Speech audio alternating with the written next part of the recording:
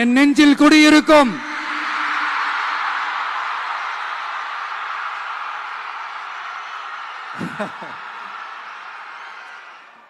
நாட்டுக்காக உழைப்பதற்கே அண்ணா பிறந்தார்.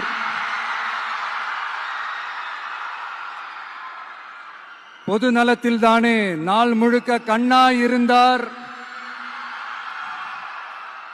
அப்படின்ட்டு எம்ஜிஆர் அவர்கள் ஒரு பாட்டு ஒண்ணு பாடி இருக்கிறாங்க, கேட்டிருப்பீங்க. அப்படிப்பட்ட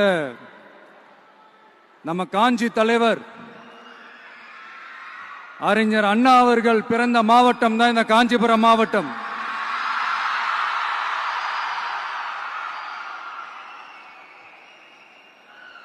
தன்னுடைய வழிகாட்டின்றதுனாலேயே தான் ஆரம்பிச்ச கட்சியினுடைய கொடியில அறிஞர் அண்ணா அவர்களை வச்சவர் எம்ஜிஆர். ஆனா அறிஞர் அண்ணா அவர்கள் ஆரம்பிச்ச அந்த கட்சியை அதுக்கப்புறம் கைப்பற்றினவங்க என்னெல்லாம் பண்றாங்கன்னு நான் சொல்லிதான் உங்களுக்கு தெரியணுமா என்ன? மக்களே, உங்களுக்கு தான் அது நல்லா தெரியுமே.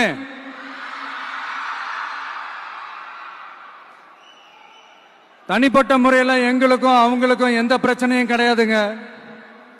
எந்த வாய்க்கா வரப்பு தகராறுலாம் எதுவுமே கிடையாதுங்க. அப்படியே இருந்தாலும் அது நம்ம கண்டுக்கவே போறது இல்லைங்க.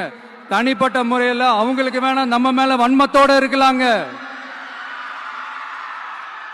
ஆனா நாமெல்லாம் அப்படி கிடையவே கிடையாதுங்க. ஆனா உங்களை என்ன நம்ம எல்லாரையும் பொய் சொல்லி நம்ப வச்சு ஓட்டு போட வச்சு ஏமாத்தினாங்கல்ல,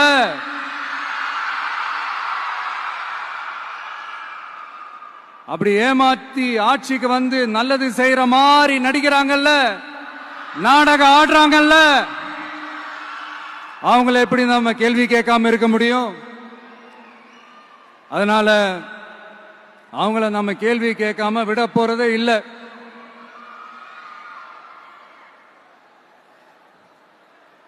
இதையே நான் காஞ்சிபுரம் மாவட்டத்தில் இருந்து நான் சொல்றேன்னா, தெரிஞ்சோ தெரியாமலோ இந்த மாவட்டத்துக்கும் நமக்கும் ஆட்டோமேட்டிக்காவே ஒரு கனெக்ஷன் ஒன்று ஏற்படுதுங்க.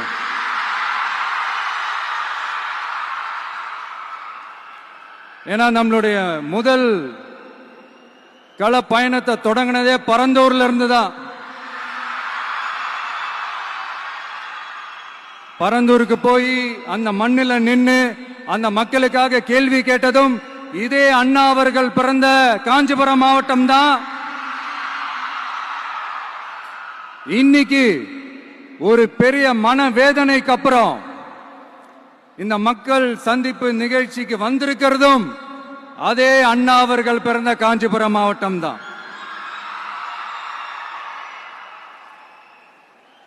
அதனால நமக்கு எல்லாமும் கொடுத்த நம்ம மக்களுக்காக எல்லா நல்லதையும் செய்யணும். அதுவும் சட்டப்பூர்வமாக செய்யணும், அங்கீகாரத்தோட செய்யணும், அதிகாரப்பூர்வமாக செய்யணும், ஒட்டுமொத்த தமிழ்நாட்டு மக்களுக்கும் செய்யணும், ஒரே மாதிரி செய்யணும், ஒரே எண்ணத்தோட செய்யணும். அந்த ஒரே லட்சியத்தோட தான் நாம் அரசியலுக்கே வந்திருக்கிறோம். அதனாலதான் மக்களிடம் செல் அப்படின்னு சொன்ன அண்ணாவை கையில் எடுத்தோம். அவங்க சொன்ன மாதிரி மக்களை நோக்கி போறோம். ஆனா மக்களிடம் செல்னு சொன்ன அண்ணாவை மறந்தது யாரு? கொள்கையா? அதனப்பா கிலோ என்ன விலை என்னன்னு கேட்கிற அளவுக்கு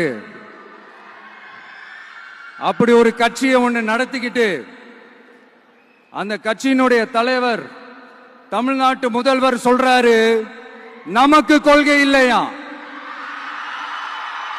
எப்படி? நமக்கு கொள்கை இல்லையா?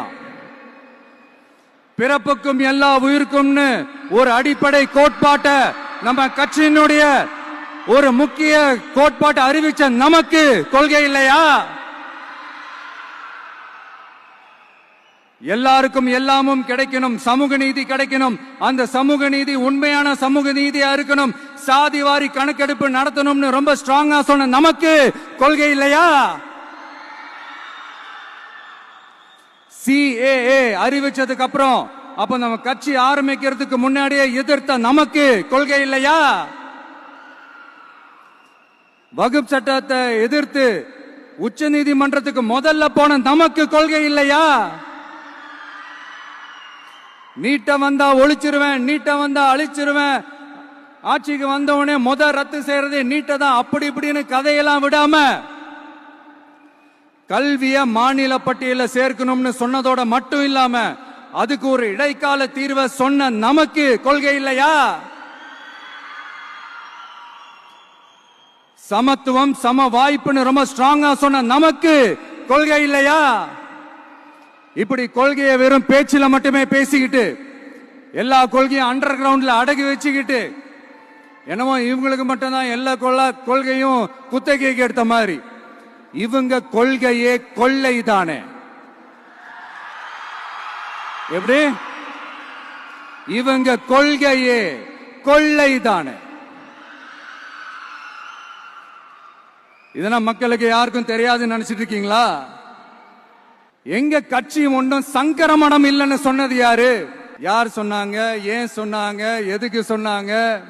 இப்ப உங்க கட்சியில என்ன நடந்துகிட்டு இருக்குது அதையும் கொஞ்சம் யோசிச்சு பாருங்க, இதையும் கொஞ்சம் யோசிச்சு பாருங்க. அதனால பாப்பா, பவள விழா பாப்பா, நீ பாசாங்கு காட்டாத பாப்பா. நீ நல்லவர்கள் போல் நடிப்பதை பார்த்து நாடே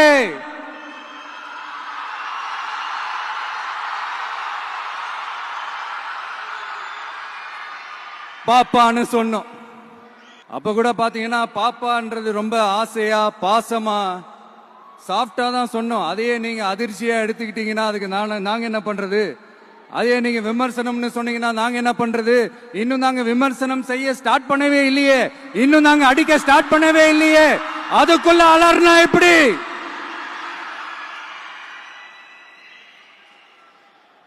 அதனால உங்க அரசவை புலவர்கள் யாராவது இருந்தாங்கன்னா கர்ச்சீஃப் எடுத்து அவங்க கண்ணீரை துடைத்து விடுங்கள்.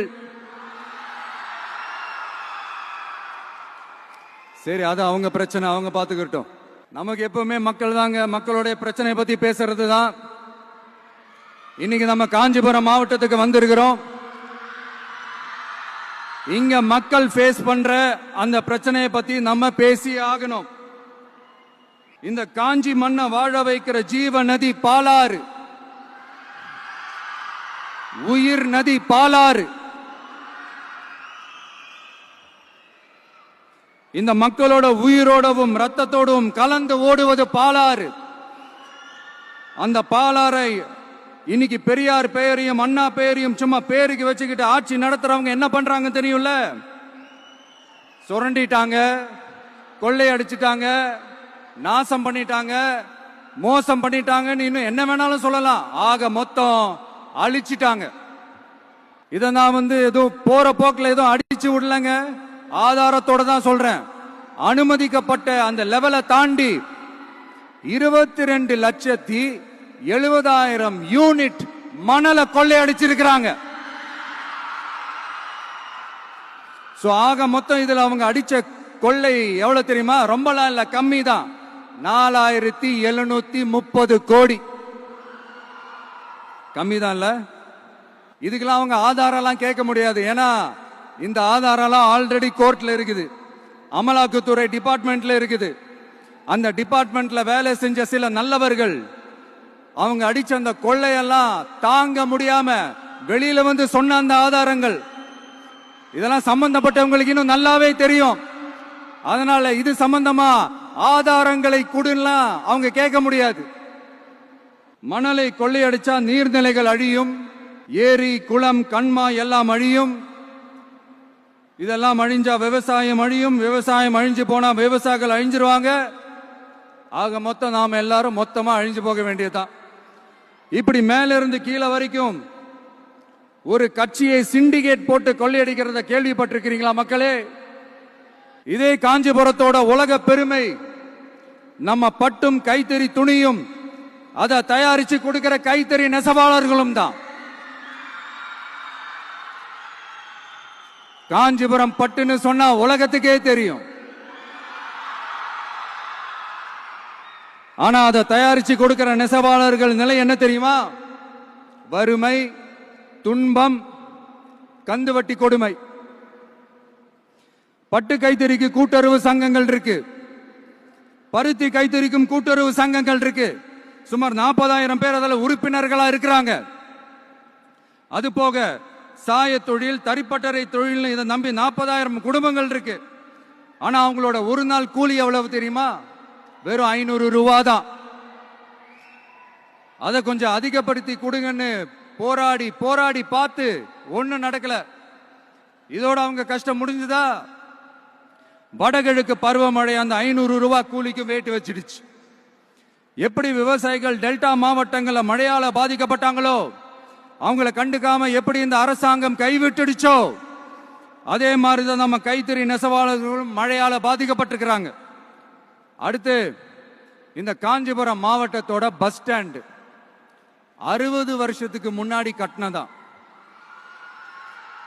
அண்ணா அவர்கள் ஆட்சிக்கு வந்தப்போ கட்டியிருப்பாங்க போல. அது இன்னும் புதுப்பிக்க கூட முடியாம, கேட்டா என்ன சொல்லுவாங்க? அந்த லேண்ட் கேஸ்ல இருக்குது. இல்ல நான் கேக்குறேன், ஒரு கவர்மெண்ட்னால வேற ஒரு நல்ல இடத்தை தேர்வு செஞ்சு ஒரு பஸ் ஸ்டாண்ட் கட்டி தர முடியாதா?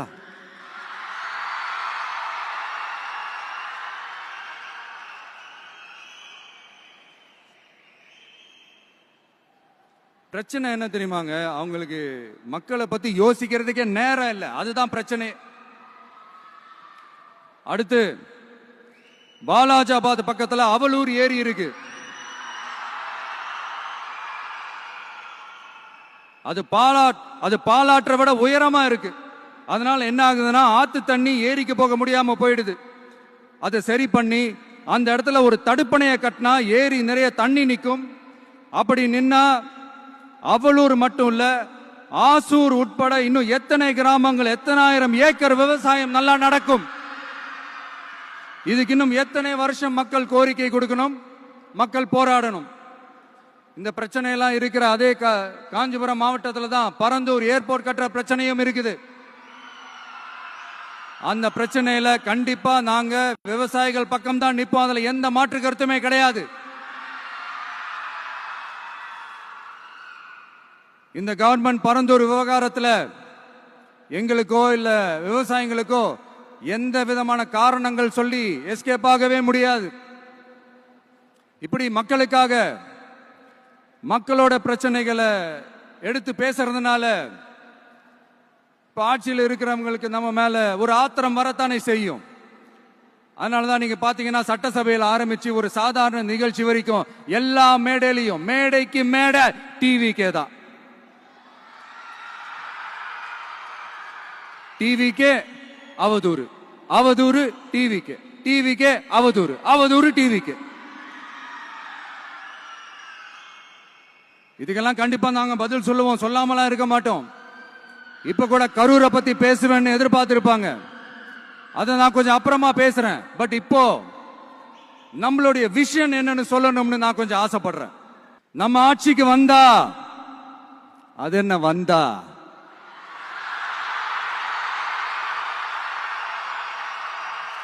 வருவோம். மக்கள் கண்டிப்பா நம்மளை வர வைப்பாங்க.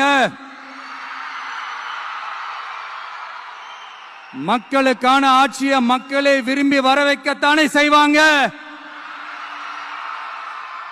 அப்படி மக்களால் அமைக்கப்பட போற நம்ம ஆட்சியில நம்ம என்ன செய்ய போறோம்ன்றது அதுக்கான அந்த தேர்தல் அறிக்கையில அதுக்கான விளக்கத்தை டெஃபினட்டா கொடுப்போம். பட் அதுக்கு முன்னாடி ஒரு சின்னதா லைட்டா நான் கொஞ்சம் அதை சொல்லணும்னு ஆசைப்படுறேன். எல்லாருக்கும் நிரந்தரமான வீடு இருக்கணும்.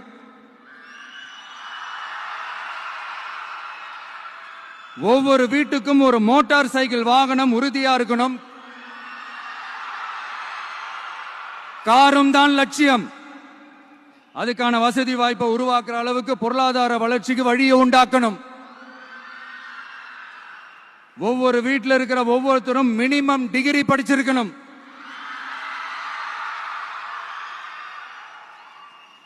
ஒவ்வொரு வீட்லயும் குறைந்தபட்சம் ஒருத்தருக்கு நிரந்தர வருமானம் கிடைக்கணும். அதுக்கான வேலை வாய்ப்பை உருவாக்கணும். அதுக்கு தகுந்த மாதிரி கல்வியில பாடத்திட்டத்தில் சீர்திருத்தம் செய்யணும். கவர்மெண்ட் ஹாஸ்பிட்டல்ஸுக்கு மக்கள் எல்லாரும் பயம் இல்லாம நம்பி போற மாதிரி மாத்தணும். பருவமழை காலத்தில் ஏற்படுற வெள்ளத்தால ஊரும் சரி மக்களும் சரி விவசாயமும் சரி பாதிக்கப்படாம இருக்கணும். அதுக்கு 4000 கோடி திட்டம்னு ஒரு உருட்டுனாங்களே, அந்த மாதிரி எல்லாம் எதுவும் இல்லாம உண்மையான ஒரு பாதுகாப்பு திட்டத்தை உருவாக்கணும். மீனவர்களோட, தொழிலாளர்களோட, நெசவாளர்களோட, அரசு ஊழியர்கள் மற்றும் ஆசிரியர்களோட கருத்து கேட்டு அவங்களுக்கான பாதுகாப்பு மற்றும் வளர்ச்சி திட்டங்களை உருவாக்கணும். உருவாக்குறது மட்டும் இல்ல, அதை செயல்படுத்தணும். முக்கியமா இண்டஸ்ட்ரியல் டெவலப்மெண்ட்ஸ்ல கான்சென்ட்ரேட் பண்ணணும். எல்லாத்தையும் விட ரொம்ப ரொம்ப முக்கியம், சட்டம் ஒழுங்க ரொம்ப ஸ்ட்ரிக்டா வச்சிருக்கணும். நம்மளுடைய அம்மா, அக்கா, தங்கச்சிகள், அவங்களுடைய பிள்ளைகள், குழந்தைகள் எல்லாருக்கும் பாதுகாப்பை, அதுவும் உண்மையான ஸ்ட்ராங்கான பவர்ஃபுல்லான பாதுகாப்பை உண்டாக்கணும். அண்ணா யூனிவர்சிட்டியில நடந்த அந்த பெண்ணுக்கு நடந்த அந்த பிரச்சனை மாதிரியோ, இல்ல கோவையில நடந்த அந்த கல்லூரி பெண்ணுக்கு நடந்த பிரச்சனை மாதிரியோ அதெல்லாம் நடக்க விடவே கூடாது. நம்ம வீட்டு பெண்கள் ஸ்ட்ராங்கா, பயமே இல்லாம தைரியமா இருக்கணும்.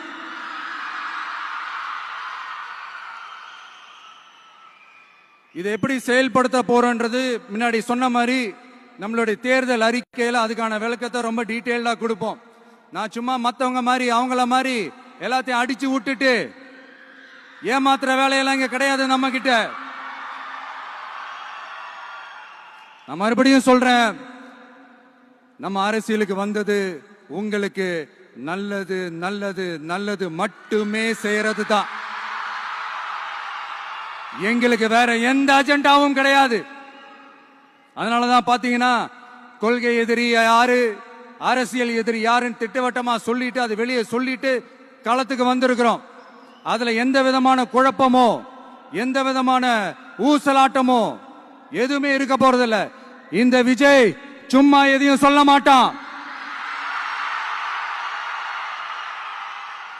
ஒன்னு சொன்னா அதை செய்யாம விட மாட்டான். அது மக்களுக்கு நல்லாவே தெரியும். அப்புறம் ஒரு அதிசயம்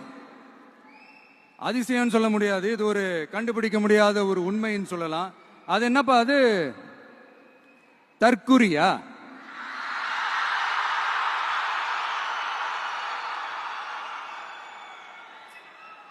நம்ம டிவிகேக்கு சப்போர்ட் பண்ற கோடிக்கணக்கான லட்சக்கணக்கான மக்கள், நம்மளுடைய நண்பிகள், நம்மளுடைய